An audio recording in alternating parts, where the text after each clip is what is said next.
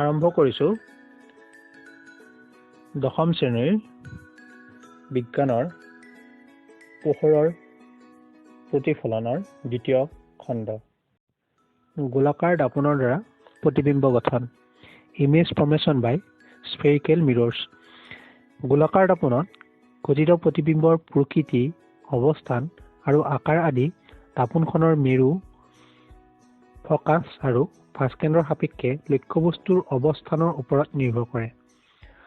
লক্ষ্যবস্তুৰ ভিন্ন অৱস্থানে প্ৰতিবিম্বৰ আকাৰ, বৰ্ধিত অথবা সংকুচিত প্ৰকৃতি, সৎ অথবা অসৎ ইত্যাদি নিৰ্ণয় কৰে।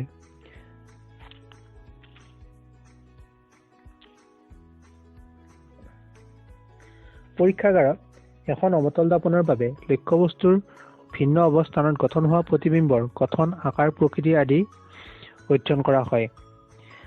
আমি লক্ষ্যবস্তু, সৎ প্ৰতিবিম্ব, অসৎ প্ৰতিবিম্ব এইবোৰৰ বিষয়ে আমি আগৰ শ্ৰেণীতেই পাই আহিছোঁ।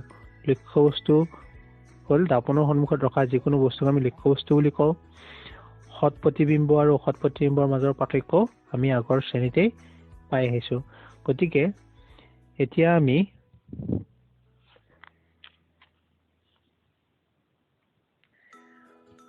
ৰশ্মিচিত্ৰৰ সহায়ত গোলাকাৰ দাপোনে গঠন কৰা প্ৰতিবিম্বৰ উপস্থাপনৰ বিষয়ে পঢ়িম। গোলাকাৰ দাপোনে গঠন কৰা প্ৰতিবিম্ব ৰশ্মিচিত্ৰৰ সহায়ত অধ্যয়ন কৰিব পৰা যায়। দাপোনৰ সন্মুখৰ যিকোনো এটা সীমিত আকাৰৰ লক্ষ্যবস্তুৰ ক্ষুদ্ৰ অংশ এটাৰ পৰা নিৰ্গত হোৱা সৰু ৰশ্মি কিছুমান বিবেচনা কৰি সিহঁতৰ অতি কমেও দুটা ৰশ্মিৰ দ্বাৰা প্ৰতিফলন ঘটাই প্ৰতিফলিত ৰশ্মিয়ে কটাকটি কৰা বিন্দুক লক্ষ্যবস্তুৰ প্ৰতিবিম্বৰ স্থান সূচোৱা হয়। অৰ্থাৎ আমি ৰশ্মিচিত্ৰৰ ব্যৱহাৰত আমি অতি কমেও দুটা ৰশ্মি ল'ব লাগিব। আমি চাৰিটা ৰশ্মিৰ বিষয়ে পঢ়িম। এই চাৰিটা ৰশ্মি যিকোনো দুটা ৰশ্মি লৈ আমি ৰশ্মিচিত্ৰসমূহ অংকন কৰিম। এই দুটা ৰশ্মিয়ে প্ৰতিফলনৰ পিছত যি স্থানত কটাকটি কৰিব সেই স্থানটোৱেই হ'ব প্ৰতিবিম্বৰ স্থান। এতিয়া আমি ৰশ্মিচিত্ৰত ব্যৱহাৰ হোৱা ৰশ্মিসমূহৰ বিষয়ে অধ্যয়ন কৰিম। ১ নম্বৰ ৰশ্মি মুখ্য অক্ষৰ সমান্তৰাল পোহৰ ৰশ্মি। অৱতল দাপোনত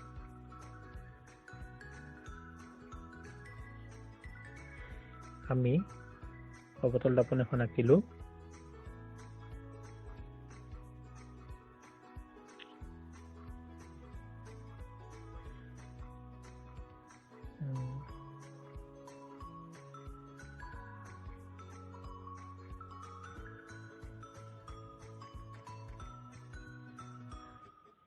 এডাল হ'ল মুখ্য অক্ষ,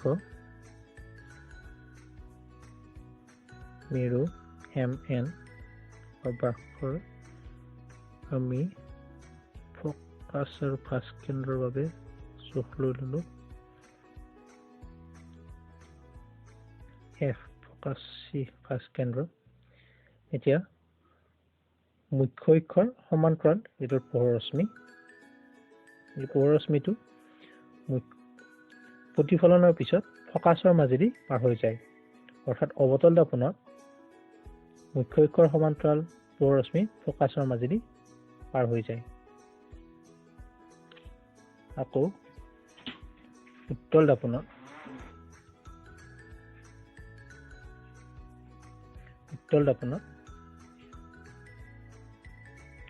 আমি উত্তল দাপোন এখন আঁকি ল'লোঁ।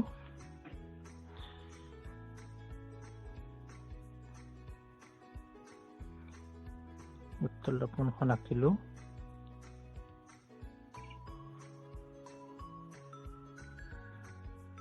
MN মুখ্য অক্ষৰডাল আঁকি ল'লোঁ। মুখ্য অক্ষ জোখ লৈ ল'লোঁ। মেৰু ফকাছ আৰু ভাস্কেন্দ্ৰ, ফকাছ ভাস্কেন্দ্ৰ মেৰু। এতিয়া আমি মুখ্য অক্ষৰ সমান্তৰালকৈ অহা পোহৰ ৰশ্মি উত্তল দাপোনত প্ৰতিফলিত হৈ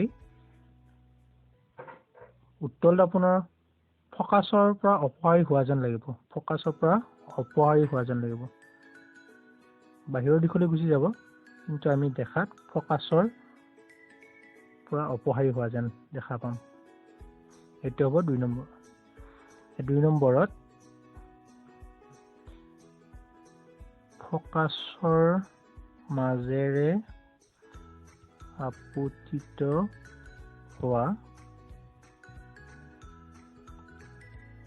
পোহৰৰ ৰশ্মি। ফকাছৰ মাজেৰে যদি আপতিত হয় ৰশ্মিটো, অৱতল দাপোনৰ ক্ষেত্ৰত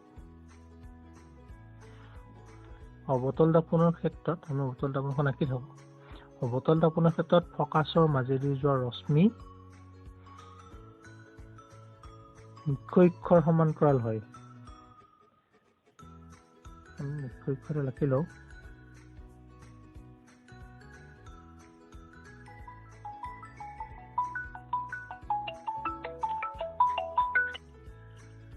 ফকাছ, কেন্দ্ৰ, মেৰু, MN। এতিয়া ফকাছৰ দিশে ফকাছৰ মাজেদি পাৰ হৈ গ'ল এইটো আপতিত ৰশ্মি। এই আপতিত ৰশ্মিটো মুখ্য অক্ষৰ সমান্তৰাল হ'ব। মুখ্য অক্ষৰ সমান্তৰাল হ'ব। 2 নম্বৰ উত্তল দাপোনত। উত্তল দাপোনখন আঁকি ল'লো। উত্তল দাপোনৰ ক্ষেত্ৰত ফকাছৰ দিশে অগ্ৰসৰ হোৱা আপতিত ৰশ্মি প্ৰতিফলনৰ পিছত মুখ্য অক্ষৰ সমান্তৰাল হয়। এইটো ফকাছ কেন্দ্ৰ, মেৰু, ফকাছৰ দিশে অগ্ৰসৰ হৈছে ৰশ্মিটো। ফকাছৰ আপতিত ৰশ্মি আৰু প্ৰতিফলনৰ পিছত মুখ্য অক্ষৰ সমান্তৰাল হ'ব। 3 নম্বৰ ভাস্কেন্দ্ৰৰ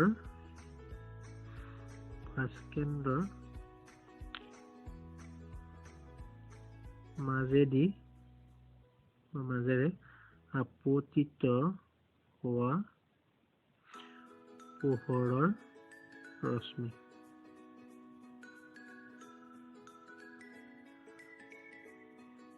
অৱতল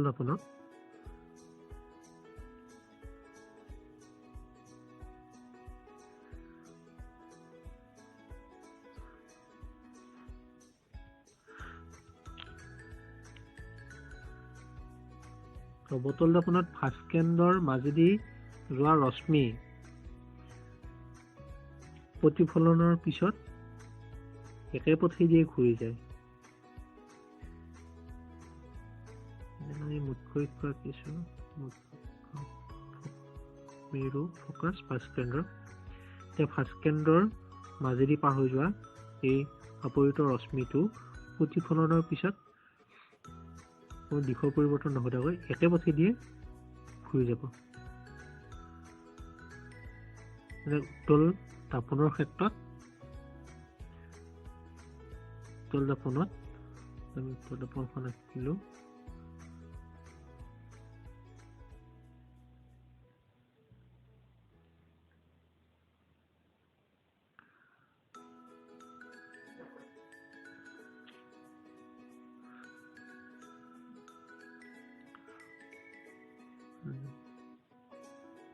ভাস্কেন্দ্ৰৰ দিশে অগ্ৰসৰ হোৱা ৰশ্মি একে পথেদি উভতি যাব উত্তল দাপোনৰ ক্ষেত্ৰত। 4 নম্বৰ মেৰুত আপতিত পোহৰৰ ৰশ্মি। অৱতল দাপোনত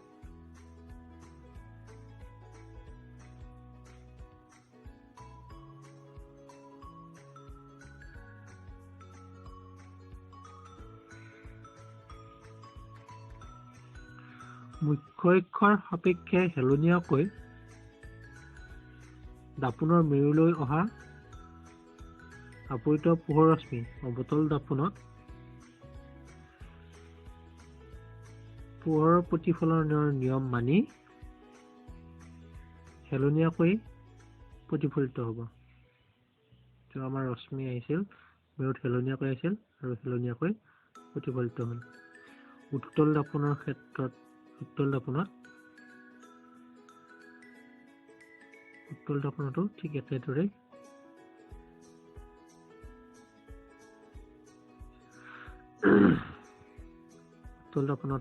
একেদৰে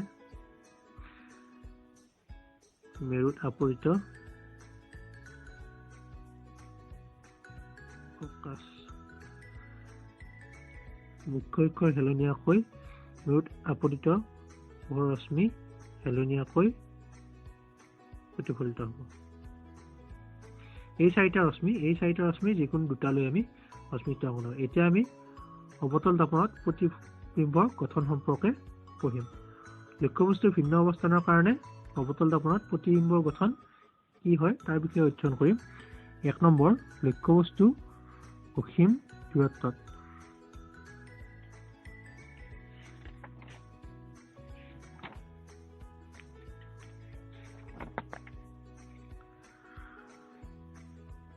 আমি দাপনখন আঁকি ললো।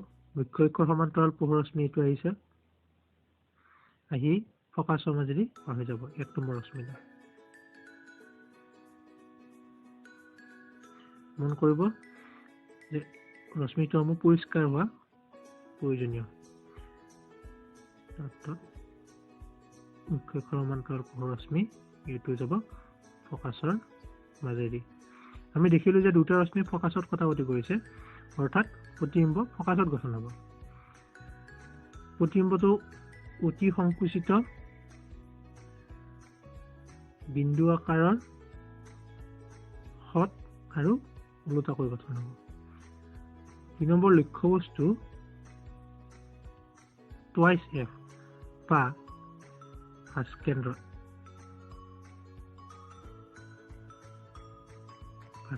বাহিৰত। লক্ষ্যবস্তুৰে ফাঁচকেন্দ্ৰ বাহিৰত থাকে।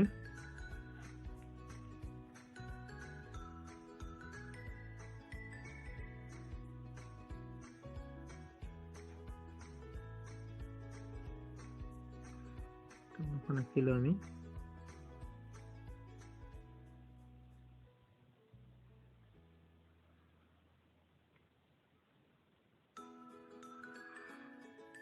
এতিয়া ফাঁচকেন্দ্ৰ বাহিৰতো লক্ষ্যবস্তু আমি ৰাখিলো, এ বি নাম দিলো। এতিয়া এ বিন্দুৰ পৰা মুখ্য অক্ষৰ সমান্তৰালকৈ আপৰিত পোহৰ ৰশ্মিটো আপৰিত পোহৰ ৰশ্মি আমি কাৰ চিনেৰে বুজাইছো দিশটো, এই ফকাছৰ মাজেদি পাৰ হৈ গৈছে। এইটো আমি দিশখিনি দেখাই দিব লাগিব। আকৌ 2 নম্বৰ ৰশ্মিটো আমি আঁকিছো ফকাছৰ মাজেদি আপৰিত হোৱা ৰশ্মিটো। ফকাছৰ মাজেদি আপৰিত হলে মুখ্য অক্ষৰ সমান্তৰাল হয়। মুখ্য অক্ষৰ সমান্তৰাল হ'ল। এই চি আৰু এফৰ মাজত, অৰ্থাৎ ফাঁচকেন্দ্ৰ আৰু ফকাছৰ মাজত দুটা ৰশ্মি কটাকটি দিছে, ইয়াতে হ'ব প্ৰতিবিম্ব। অৰ্থাৎ এৰ বিন্দুটো ইয়াত লগ লাগিছে, এ ডেছ আৰু এইটো হ'ব বি ডেছ। অৰ্থাৎ ই হ'ব প্ৰতিবিম্ব। এই প্ৰতিবিম্বটো ফকাছ আৰু মেৰুৰ মাজত গঠিত হ'ল। ই হ'ল লক্ষ্যবস্তুৰ তুলনাত সংকুচিত। লক্ষ্যবস্তু সংকুচিত হ'ল ই হত আৰু ওলোটাকৈ গঠন হৈছে। আমি যিটো সন্মুখত কটাকটি কৰিছো এইটো হত প্ৰতিবিম্ব আৰু ই ওলোটা। 3 নম্বৰ, লক্ষ্যবস্তু ফাঁচকেন্দ্ৰত। লক্ষ্যবস্তু আমি দাপনখন আঁকি ললো, ফকাছ ফাঁচকেন্দ্ৰবোৰ দি ললো। ফাঁচকেন্দ্ৰত আমি লক্ষ্যবস্তু ৰাখিলো এ বি।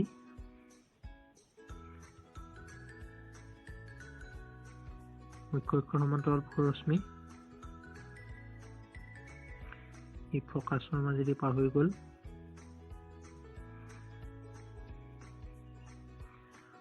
আকৌ ফকাছৰ মাজেদি আপৰিত ৰশ্মি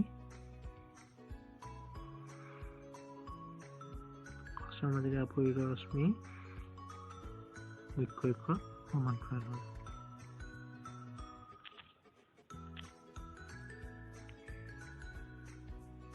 আমি দেখিলোঁ যে ঠিক চিৰ পোনে পোনে অৰ্থাৎ ফাৰ্ষ্ট কেন্দ্ৰতেই ই কটাকটি কৰিছে, অৰ্থাৎ প্ৰতিবিম্ব ফাৰ্ষ্ট কেন্দ্ৰতেই গঠন হ'ব।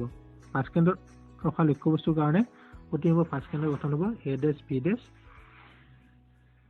আৰু ই সমান আকাৰৰ, একে সমান সদ হ'ল সন্মুখত কটাকটি কৰিছে, আৰু সি ওলোটাকৈ গঠন হৈছে। 4 নম্বৰ, লক্ষ্যবস্তু ফাৰ্ষ্ট কেন্দ্ৰ আৰু ফকাছৰ মাজত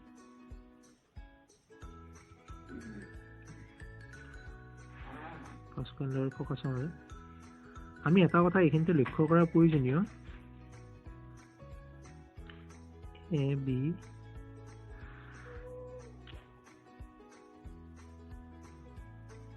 লক্ষ্যৰ সমান্তৰাল ৰশ্মি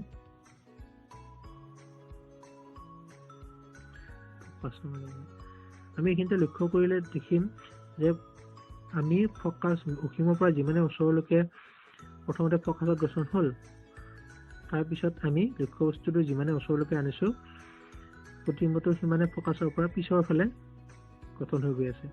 এতিয়া এইটো লক্ষ্যবস্তু ফাৰ্ষ্ট কেন্দ্ৰ আৰু ফকাছৰ মাজত ৰাখোঁতে আমি কি হ'ল, ফাৰ্ষ্ট কেন্দ্ৰৰ বাহিৰত আমি প্ৰতিবিম্ব পালোঁ, আৰু ই লক্ষ্যবস্তুৰ তুলনাত ই বিবৰ্ধিত হ'ল, সদ হ'ল আৰু ওলোটাকৈ গঠন হৈছে।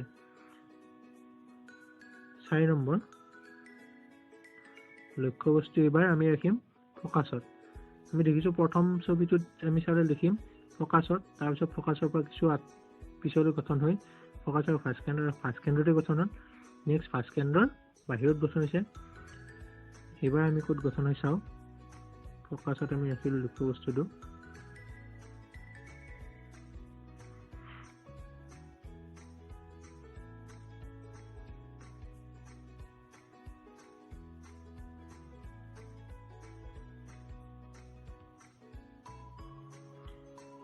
সমান্তৰাল ৰশ্মি, এইবাৰ আমি মেৰুত আৱৰিত হোৱা ৰশ্মিটো আঁকিলোঁ। ই হেলনীয়াকৈ ব্যক্ত হৈ যাব। আমি দেখিম যে ই অসীম দূৰত্বলৈকে ইহঁত লগ নলগাকৈ থাকিব, কিন্তু অসীম দূৰত্বত ইহঁত গৈ লগ লাগিব, অৰ্থাৎ অসীমত গঠন হ'ব, প্ৰতিবিম্ব গঠন হ'ব অসীমত। ই ওলোটাকৈ যিহেতু ওলোটা ফালে হৈছে, গতিকে ওলোটাৰ গঠন হ'ব আৰু সন্মুখত গঠন হ'ব, গতিকে ই হ'ব সৎ প্ৰতিবিম্ব। 6 নম্বৰ, লক্ষ্যবস্তু এইবাৰ ফকাছ আৰু মেৰুৰ মাজত, আৰু কিছু আগুৱাই আনি ফকাছ আৰু মেৰুৰ মাজত ৰাখিলোঁ।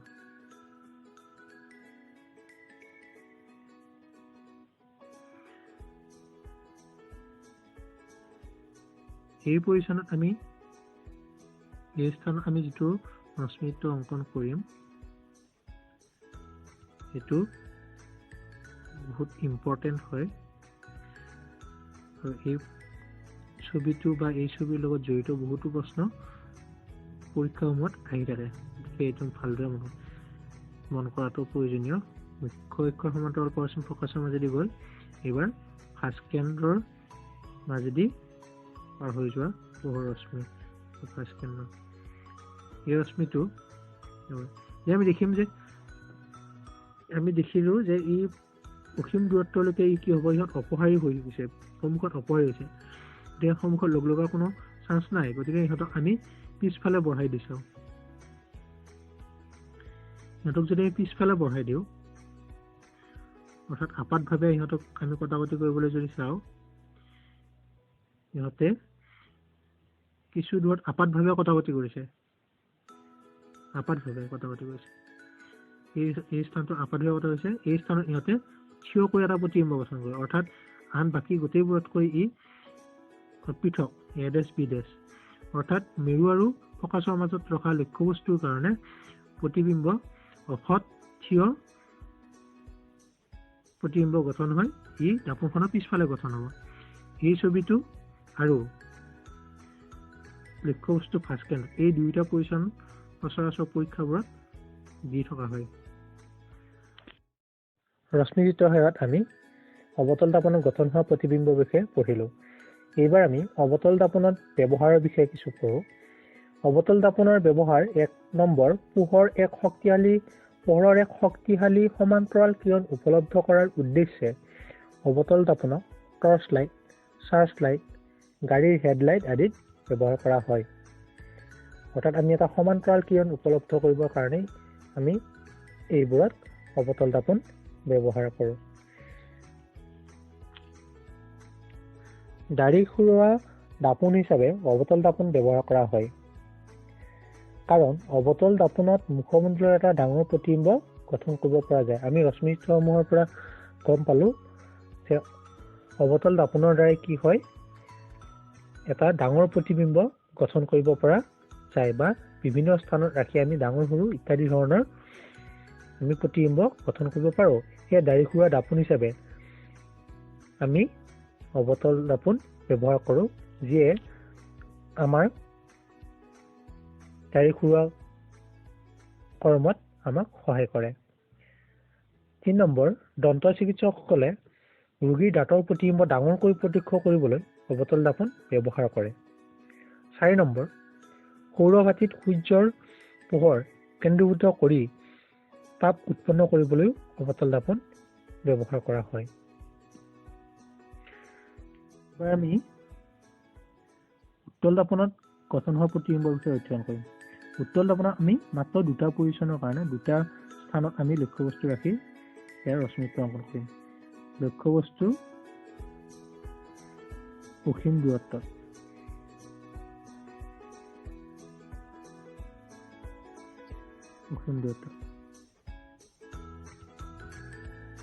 আমি দাপোনখন আঁকি ল'লোঁ, ফকাছ, পাঁচকেন্দ্ৰ, মেৰু এইবিলাক দি ল'লোঁ। অসীম দূৰত্বৰ পৰা যিহেতু আহিব, গতিকে ই হ'ব সমান্তৰাল পৰশ্মি আহিব। অসীম দূৰত্বত থকা লক্ষ্যবস্তুৰ পৰা সমান্তৰাল পোহৰ ৰশ্মি ফকাছৰ পৰা অপহাৰী হোৱা যেন লাগিব। অৰ্থাৎ ফকাছত আপাতভাৱে ই লোক লাগিব, আপোনাৰ পিছফালৰ পৰা হয় যেন পাব। 2 নম্বৰ ৰশ্মিটো আমি আঁকিলোঁ।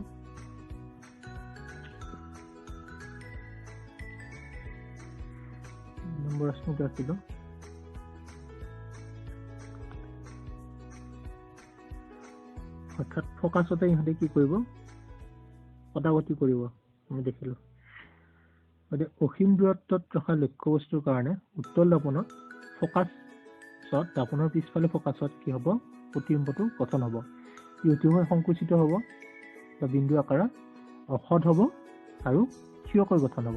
প্ৰতিবিম্ব ফকাছত গঠন হ'ব, প্ৰতিবিম্ব প্ৰকৃতি অসৎ, থিয় আৰু আকাৰত লক্ষ্যবস্তুত নিচেই ক্ষুদ্ৰ বা বিন্দুসমূহ হ'ব। 2 নম্বৰ, লক্ষ্যবস্তু দাপনৰ সন্মুখত।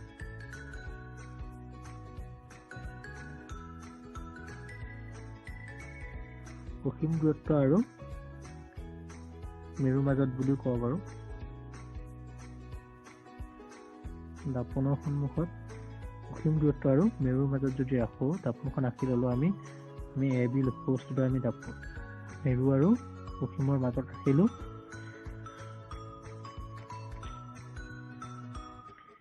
কক্ষৰ সমান্তৰাল পোহৰ ৰশ্মি প্ৰতিফলনৰ পিছত ফকাছৰ পৰা অপহাৰী হোৱা যেন দেখা যাব। অৰ্থাৎ আপাতভাৱে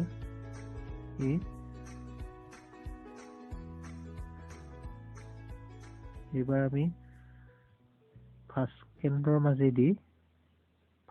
মাজেদি যোৱা ৰশ্মিটো থাকিম। ফাৰ্ষ্ট কেন্দ্ৰৰ দিশে অগ্ৰসৰ হোৱা যিটো ৰশ্মি একে পথেদি উভতি যাব। অৰ্থাৎ অসীম দূৰত্ব আৰু দাপনৰ মেৰুৰ মাজত থকা লক্ষ্যবস্তুৰ কাৰণে আমি দেখিলোঁ ইয়াতে গঠন হৈছে। অৰ্থাৎ ই আৰু এফৰ মাজত, অৰ্থাৎ মেৰু আৰু ফকাছৰ মাজত কি হৈছে, প্ৰতিবিম্ব গঠন হৈছে, থিয়কৈ গঠন হৈছে আৰু আকাৰত সংকুচিত হৈছে, অসৎ হৈছে আৰু থিয় প্ৰতিবিম্ব গঠন হৈছে। প্ৰতিবিম্ব দাপনৰ পিছফালে ফকাছৰ গঠন হ'ব, প্ৰতিবিম্বৰ প্ৰকৃতি অসৎ, থিয় আৰু আকাৰৰ লক্ষ্যবস্তুৰ দ্বাৰা সংকুচিত হ'ব।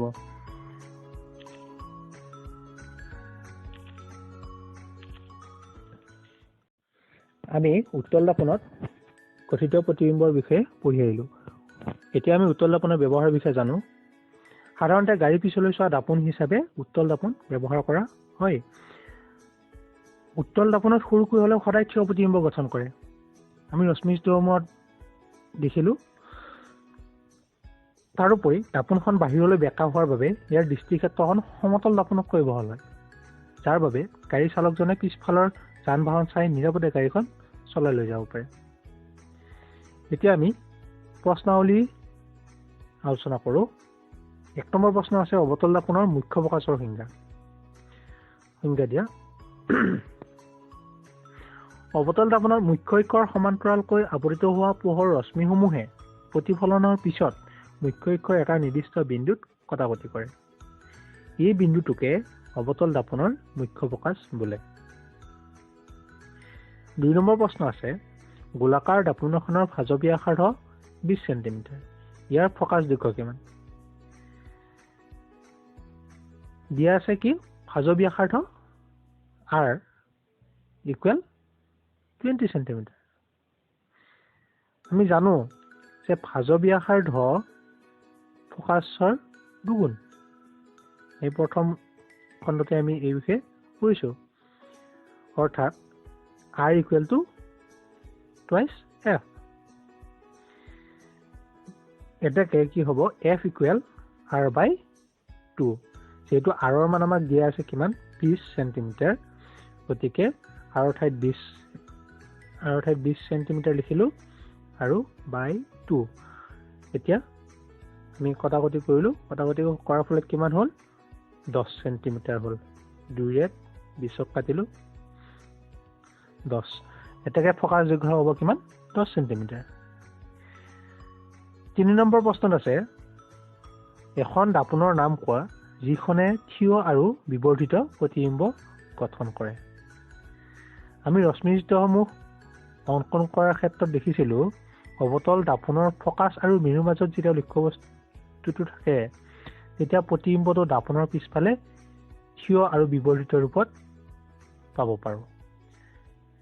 আৰু উত্তল দাপোনৰ ক্ষেত্ৰত আমি কি হয় থিয় প্ৰতিবিম্ব পাওঁ, কিন্তু ই হয় সংকুচিত। আমাক প্ৰশ্নটো দিছে থিয় আৰু বিবৰ্ধিত প্ৰতিবিম্ব, গতিকে ই অৱতল দাপোনেই হ'ব। এই দাপোনখন কি হ'ব অৱতল দাপোন হ'ব।